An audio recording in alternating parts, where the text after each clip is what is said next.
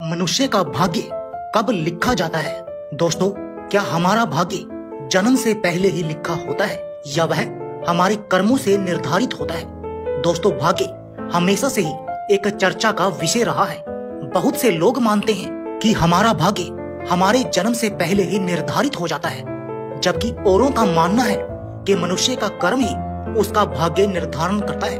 भाग्य और कर्म को समझना इसलिए भी जरूरी है क्योंकि इससे आपको यह पता चलेगा कि मनुष्य पाप कर्म अपने पूर्व निर्धारित भाग्य के कारण करता है या वो अपने कर्मों से अपनी भाग्य को बनाता बिगाड़ता है। इस वीडियो में आप जानेंगे कि भाग्य और कर्म में अधिक शक्तिशाली कौन है और क्यों, और क्या वाकई भाग्य हमारे कर्मों से बनता है। इस विषय में गरुड़ पुराण, हिंदू धर्म ग्रंथों और आचार्य चाणक्य ने चाणक्य नीति में क्या बताया है, इसके साथ ही साथ मुस्लिम, ईसाई और अन्य धर्म ने इस विषय पर क्या लिखा है, वह भी आप इस वीडियो में आगे देखेंगे।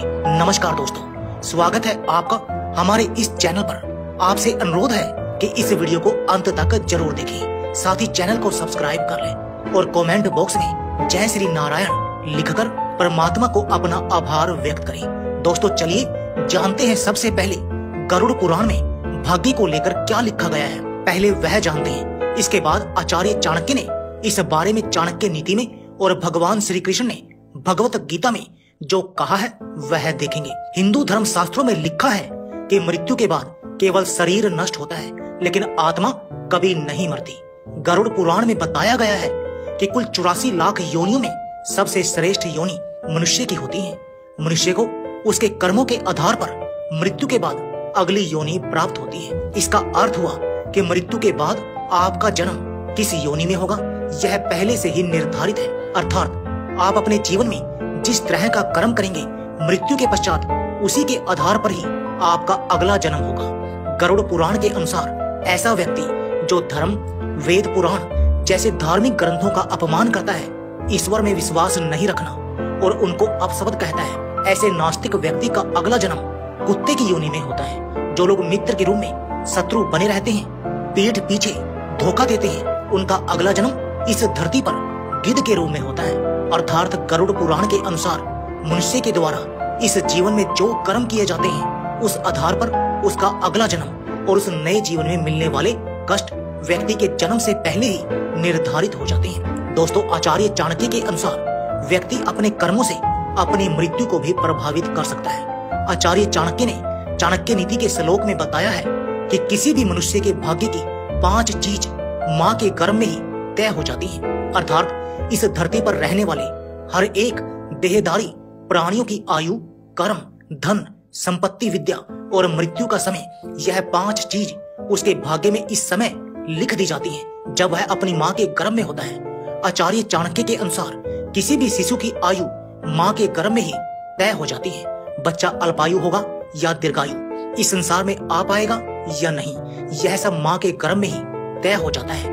आचार्य चाणक्य के अनुसार हर व्यक्ति को अपने कर्मों के हिसाब से सुख दुख भोगना पड़ता है। यह कर्म सिर्फ वर्तमान के ही नहीं बल्कि पिछले जन्मों के भी होते हैं। लाखों प्रयास के बाद भी आपके अच्छे और बुरे का फैसला आपके कर्मों के आधार पर ही होता है। इस श्लोक के अनुसार माँ के पेट में ही यह निर्णय हो जाता है कि बच्चों के भाग्य में धन लाभ है या नहीं, बच्चा कहाँ तक पढ़ेगा, विद्या ग्रहण कर ली तो उसका सदुपयोग जीवन में कितना कर पाएगा, यह सभी बातें माँ के गर्भ में ही तय हो जाती हैं। दोस्तों, आचार्य चाणक्य के अनुसार मनुष्य के जीवन में लगभग 1 से अधिक बार मृत्यु का योग बनता है, जिसमें एक बार काल मृत्यु और बाकी अकाल मृत्यु होती है।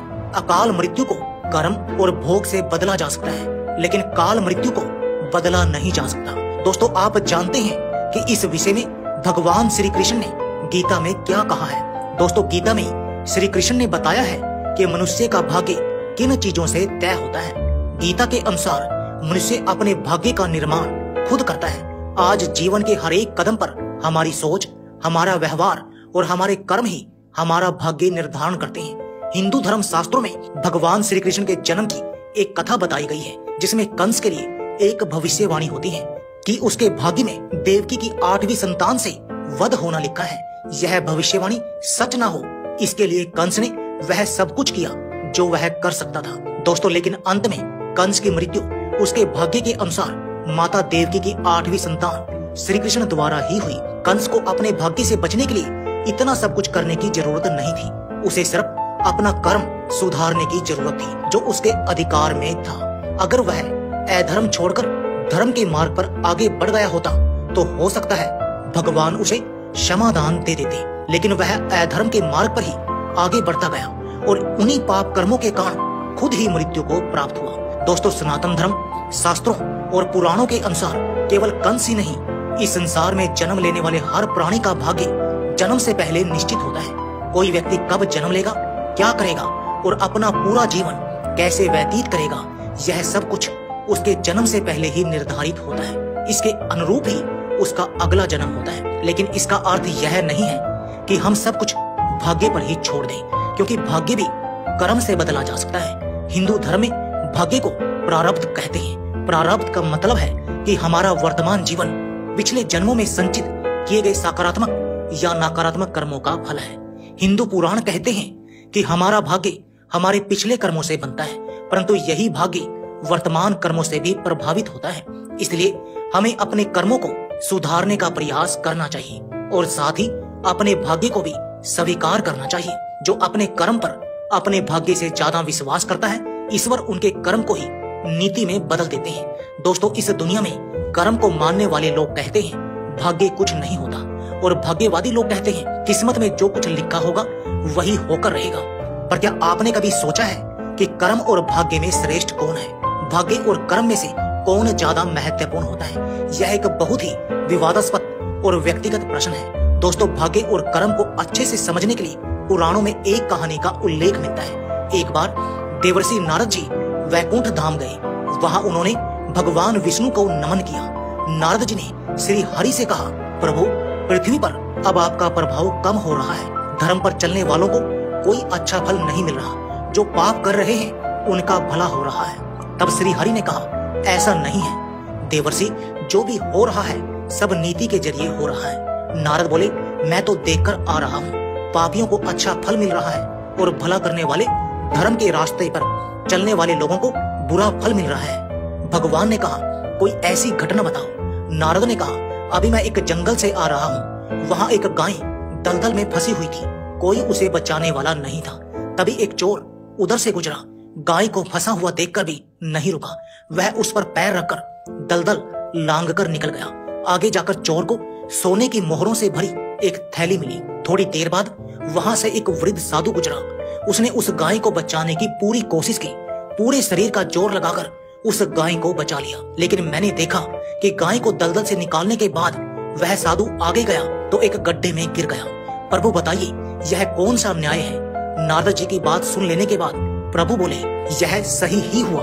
जो चोर गाय पर पैर रखकर भाग गया था, उसकी किस्मत में तो एक खजाना था, लेकिन उसके इस पाप के कारण उसे केवल कुछ मोहरें ही मिली। वहीं उस साधु को गड्ढे में इसलिए गिरना पड़ा क्योंकि उसके भाग्य में मृत्यु लिखी थी। लेकिन गाय को बचाने के कारण उसके पुण्य बढ़ गए और उसकी मृत्यु एक छोटी सी चोट में बदल गई। इंसान के कर्म से उसका भाग्य तय होता है। इंसान को कर्म करते रहना चाहिए, क्योंकि कर्म से भाग्य बदला जा सकता है। दोस्तों, यानी कि पुराणों के अनुसार भाग्य और कर्म में कर्म को श्रेष्ठ माना गया है, क्योंकि भाग्य पर हमारा कोई नियंत्रण नहीं होता, परंतु कर्म पर होता है। कर्म से हम सब कुछ हासिल कर सकते हैं। दूसरे शब्दों में कहें तो कर्म फल ही भाग्य है। कर्म से ही भाग्य का निर्माण होता है, इसलिए कर्म को ही श्रेष्ठ माना गया है। दोस्तों, मेरा भी मानना है कि भाग्य और कर्म दोनों ही महत्वपूर्ण होते हैं, परंतु कर्म भाग्य से अधिक महत्वपूर्ण होता है, क्योंकि कर्म हमारे नियंत्रण में होता है, भाग्य हमारे नियंत्रण में नहीं होता।